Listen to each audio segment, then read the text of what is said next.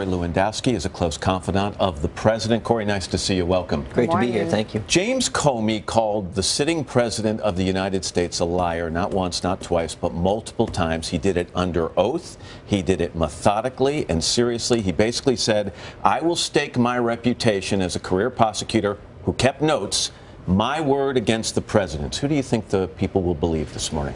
Look, I think what we've seen with Jim Comey's testimony, not just yesterday, but in the past, is that he's made numerous mistakes when sworn in under oath. The previous time he testified under Congress, he had to go back and clarify his statements because he made a number of misstatements. What we have seen from Jim Comey, and we need to be very, very clear, if for any indication, any reason whatsoever, he ever thought the president did something that was obstructing of justice, he is obligated under 18 U.S. Code Section 4 to report that. And if he does not, he is guilty of a felony. He's now said, I've turned my memos of my conversations to the New York Times. Wait, but he's also turned them over to the special counsel, Robert Mueller. That's mighty nice of him to turn them over after he gave them to the New York Times. Wait a second, I've turned them over. So now, wouldn't it be a great idea, those tapes that President Trump tweeted about, let him turn those over to Robert Mueller and let Robert Mueller decide whose word is right. Matt, the story coming out of yesterday, which was repeated by Jim Comey directly, was the president, candidate Trump, President-elect Trump,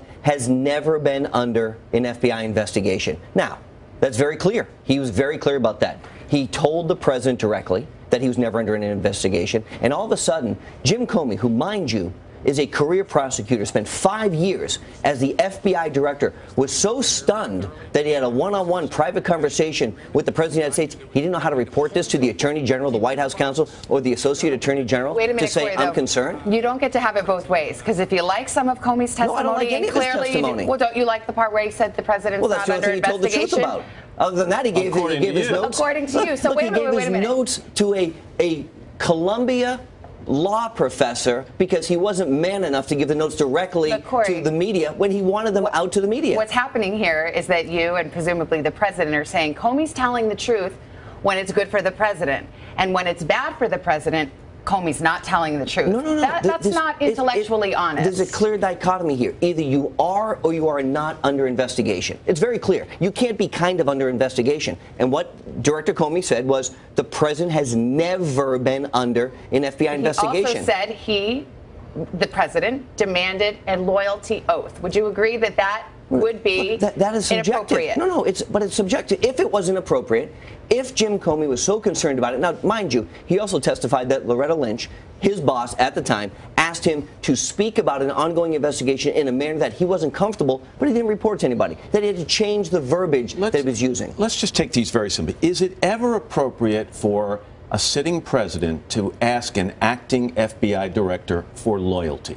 Look, he has to be loyal to the country. Of course. To the president, to the country, not the president. Look, the president didn't say he wanted loyalty to him. Is it ever appropriate for a sitting president to ask an acting FBI director to let go of an investigation into a close associate? That's not what he said. He said, I hope we can get this resolved. And if you listen to the testimony closely. I hope you can let this go. And what Director Comey said yesterday under oath was, in his experience, he has never hoped something would happen. Last one. Is it ever appropriate for a sitting president to clear everyone else out of a room and keep an acting FBI director in that room and ask him about an active investigation? You know why that's appropriate? Because Jim Comey is the one who originally asked for a one-on-one private meeting with then President-elect Trump on January 6th in Trump Tower. President-elect Trump, not President Trump.